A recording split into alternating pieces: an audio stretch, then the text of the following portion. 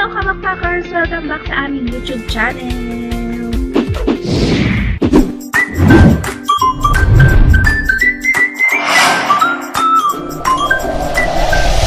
So yun guys, kung bago ka sa aming channel, etong vlog namin is about sa aming mga family travel, experience namin sa iba't ibang lugar, mga hindi pa namin napupuntahan. So para mag-idea ka, subscribe ka na. Anyways, nandito tayo ngayon sa La Bella kasi birthday ni Cody. So 3 years old na siya. So ganito guys, ang ginagawa namin tuwing birthday ni Cody, napunta kami sa lugar na hindi pa namin napupuntahan. So eto na, guys, itutur ko na kayo. Yan, ito ating birthday boy. So let's go. Yan ang kanilang entrance.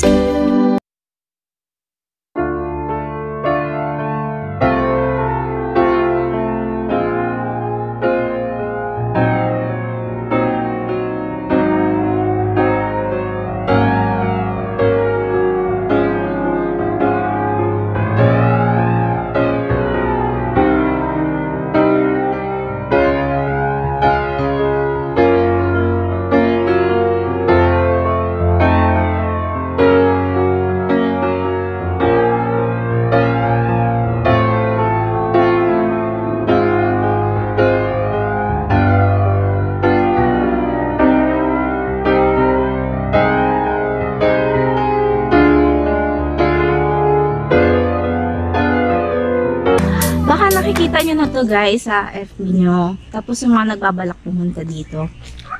So ito guys, papakita ko sa inyo. Hindi pa siya tapos maigi. Yan, ginagawa pa lang yan. Ang dami pang ginagawa dito actually yan. Dito tayo. Oy, pagpasok nyo yan, agad makikita nyo. Yan, wellness hub. Tapos, pasok tayo dito sa loob. Meron silang upuan. Siyempre may upuan sila. So ito yung pasokan na nila. Close pa sila kasi sobrang aga pa ngayon. Detox Health Heal Balance. So yun.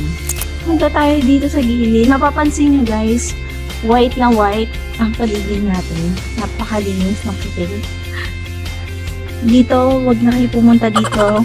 Pakita ko lang sa inyo, may daanan dyan. So, hindi pa kasi tapos, kaya kung mapapansin nyo, may mga hagdan-hagdan palabas na hindi nyo alam kung saan papunta. Meron sila dito, nakita namin kanina. Nung palabas pa lang kami. Meron sila ditong garden na hindi pa rin tapos. Ayan guys, oh, nakikita nyo, tinatapos pa lang nila. Ayan, meron silang La Bella Gardens. Garden pero wala ka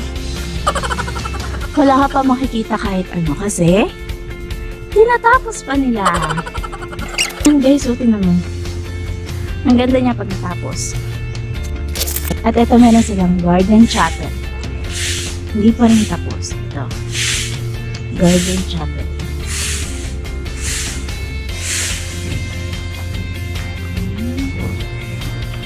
Tapos yan guys, ang kanilang outdoor activity.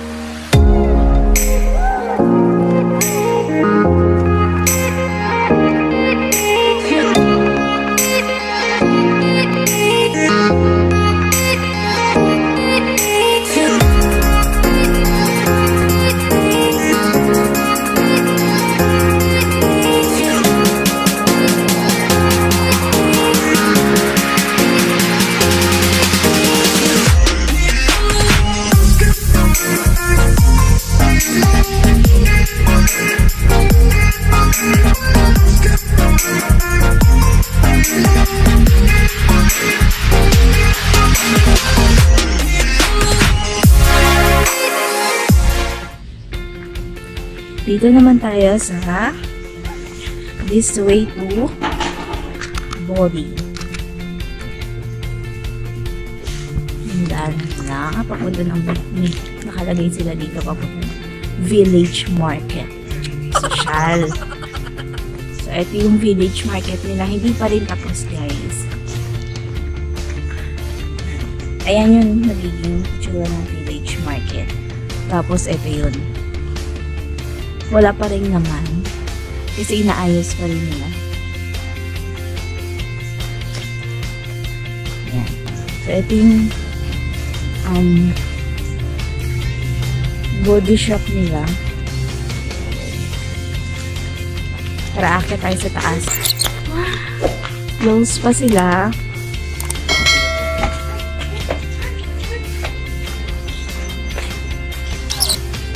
Pwede din kayo mag-picture dito. Ayan yung shop nila.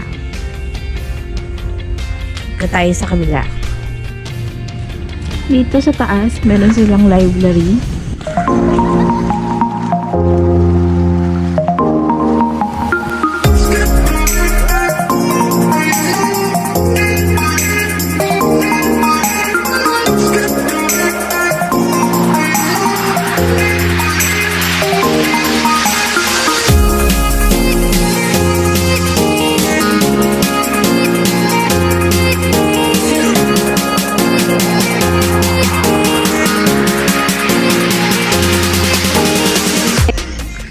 Kaya naman tayo dito sa rooftop na. Ayun. Yan, another Instagrammable spot. Picture perfect. Gandahan nyo lang yung pag-picture nyo. Yan. Ito yung picture dito. Dito. At dito. At syempre, ayun.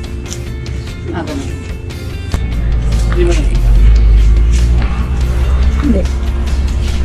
Ikaw ka. Okay. Right. Baba na tayo. Ito yung labas nila. Ngayon naman guys, nandito tayo sa taas ng village market nila. Yung village market nila wala pang naman. So ito yung taas. So, sa future, baka magkaroon ng mga tinda-tinda dito.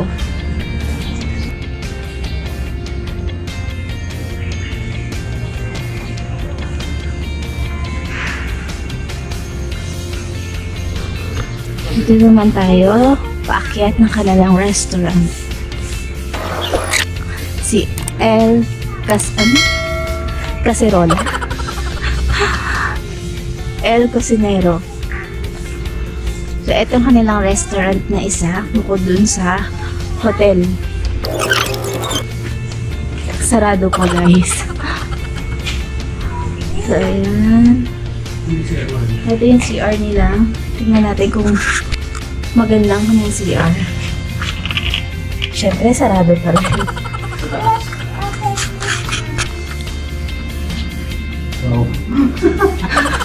Tapos may tao. Sasakya tayo dito sa taas.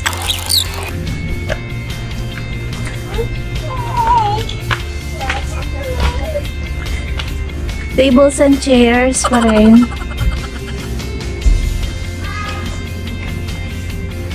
Ayun sila sa... Ito guys, pwede kayong kumain dito sa taas.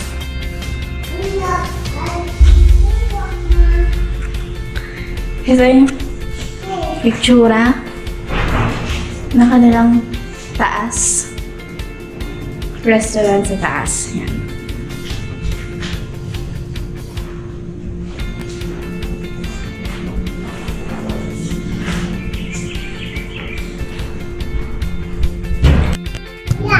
Naman. Stay muna.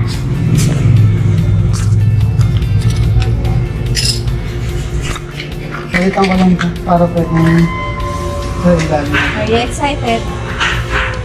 Cody? Excited? Yeah.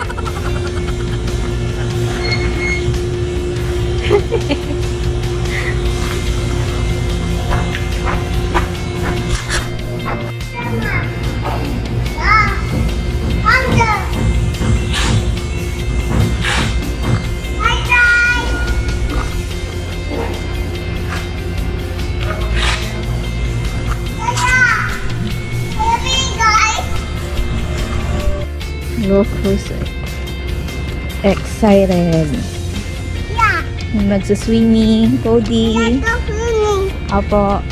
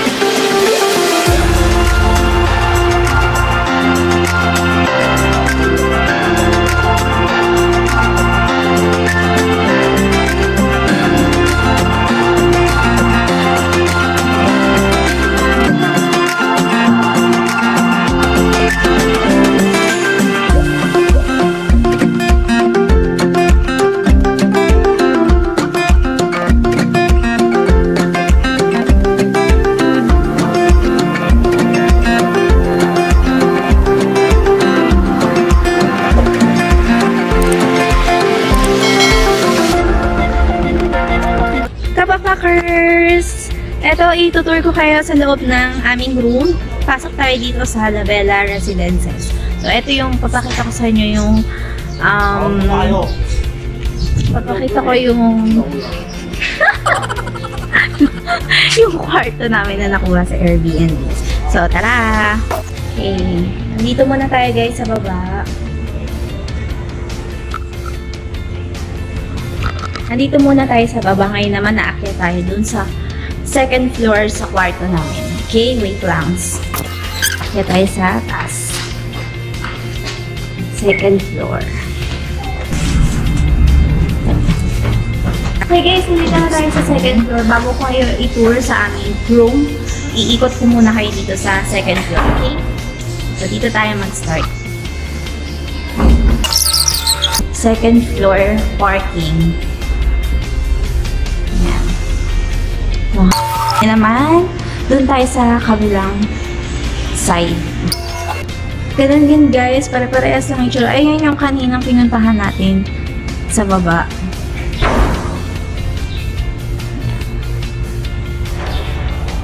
Okay, tapos dito, safe naman guys kasi ayan may CCTV sila.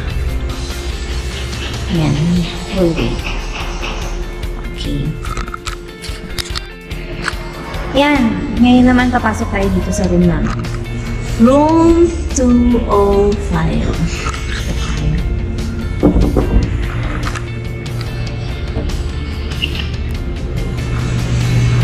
Tcharam! Ito ang aming room. Yan. Ito syempre pag mga condo units talagang ang kanilang kitchen ay nasa pintuan. Ito, nasa bukana. Pwede kayong kumain dito, pwede din kayong magluto. So, meron sila dito kumpleto sa mga plato. Hanggang dun sa taas. May mga mangkok. Tapos, meron din silang pangluto. Ayun, pwede mo rin gamitin. Tapos, ito ang kanilang kalan. May kalan. Meron ding ilaw. Pag gusto mo, merong mga ganyan, patungan ng mainit. Siyempre, nagana to. Malakas ang tubig. Dito naman, meron silang basurahan, tsaka panglinis. At siyempre, may ref. So, pwede kayong magpasok ng mga inumin nyo. Nagana yung ref kagabi. Diyan nilagay ni tata yung mga chichirya ba? Meron din silang microwave. Tapos dito, meron din silang mga baso. Ang daming iba't ibang klaseng baso. Pang kape, pang inom. Ito, wala na tong laman. Ay, meron. May pang coffee maker at saka initan ng tubig.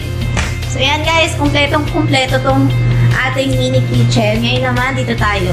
Dumako naman tayo sa aming tulugan. Double to. Double. Full double size bed. So, meron na siyang kasamang dalawang unan. Yan. At isa pang ganito. And then, yung maliit na unan na yun. Tapos, mga comforter na rin kayo. Sabay meron dito guys, kung barkada kayong pupunta, syempre meron silang sungka, meron ding Jenga, mga card games kompleto. Instagrammable din naman yung room. Yun nga lang, see-through. See-through ang cortina. Pero guys, nung kanina kasi, lumabas ako dun sa baba. Hindi naman siya kita. Pwera na lang kung sisipatin mo. So, ito yung view sa labas. Yung swimming pool kanina na pinagliguan namin. Ito, hotel yan. Hindi tayo pwede pumasok kanina. Sabi, hindi daw pwede. Pag hindi So, ito pa yung isang bintana. Yan, puro building. Kaya naman, dito tayo sa side na to. Meron sila dito. Puan din na red. Ang hilig nila sa pula. Tapos, tables and chairs. Tapos, pwede ka rin mag-picture dyan. Sa kanilang, may side sila dyan ng pang-picture-picture. Yan. Tapos, ayun yung aircon.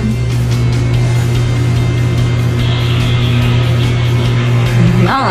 Ngayon, ang last naman guys, ang ating CR. Ito ang kanilang CR. Yan. CR. Meron din silang hot and cold shower. Yan, typical na CR.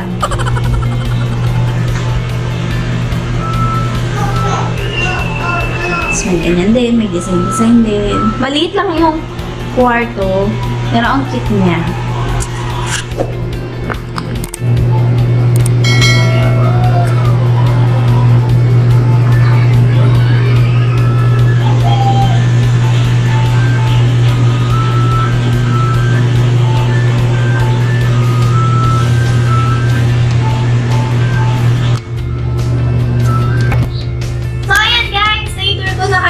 Sa buong Labella, pati dito sa aming kwarto. Sa Airbnb pala namin siya na-i-book ng 1,700 plus. Kasama na yung cleaning fee doon, tapos overnight stay lang kami dito. So, kung nagbabala kayo na pumunta dito sa Labella, ang rate namin is 4. Mga 4 guys, dun kasi napansin kasi namin sa picture, sobrang ganda talaga niya. Ang ganda talaga niya sa mga picture. Pero pag nandito ka na sa Labella, maganda din naman siya. Pero kasi merong mga lugar na hindi ganun ka. Kasi siguro hindi pa siya tapos. Pero overall, maganda naman siya. Cute, white na white. Tapos pag gusto nyo mag-hotel, ayaw nyo dito sa mga condo-condo, pwede naman kayo dun sa hotel. Meron silang hotel, meron din sila dito sa mga condo. Parang gusto nyo lang makatipid, dito na lang kayo sa condo. Tapos ang food nila, mamaya titikman natin ang kanilang pagkain dito sa restaurant nila sa hotel. Doon kami magla-lunch. Hi guys, kakatapos lang namin kumain. Ito ang aming pinagkain. Simot sarap. So far, okay naman yung food. Na-enjoy ko naman, nakaturay ako dun sa chuchow fish. Tapos si tatay maahang yung kinain niya. So, okay lang naman daw, masarap. At saka masarap din yung pasta nila. Kaming dalawa lang din nakaubos. So, tingin lang si Cody. Okay ang food. Wala kayong masabi kasi masarap naman talaga. Yung price, medyo pricey lang siya kasi nasa 200 plus siya isang meal. Tapos, ang pinakamura nila yung tortang talong. Nauna sa 185 isa. Masarap. Pati yung mango shake, yung papaya shake. All in all guys, masarap naman dito sa organic gourmet. So yun guys, nakikita nyo doon sa may dulo, katabi ng ramen. Yan, kung nasan si kuya na naglalakad. Bubuksan din yan ng kainan. Nakita namin na nagpapasok na ng tables and chairs. Hindi ko lang alam kung anong pangalan. So yun guys, meron ding ramen house dito. Meron ding isang restaurant pa doon, El Cocinero, na same price din naman sila ni Organic. Pero dito namin na isipan kumain kasi sarado pa siya kanina. So yun guys, I hope na na-enjoy nyo itong pagkain natin. Masarap. Yung mga nagbabalak dito kumain, try nyo dito sa Organic. At lahat talaga organic yung food nila. And then, yung swimming pool, grabe, napakaginaw. Pero kinaya namin dalawang mag-ina. So, pag mag-swimming ka, expect mo na dapat naka-swimming attire ka. So, hindi ka pwedeng basta-basta mag-swimming and naka-t-shirt ka lang. So, meron silang proper swimming attire.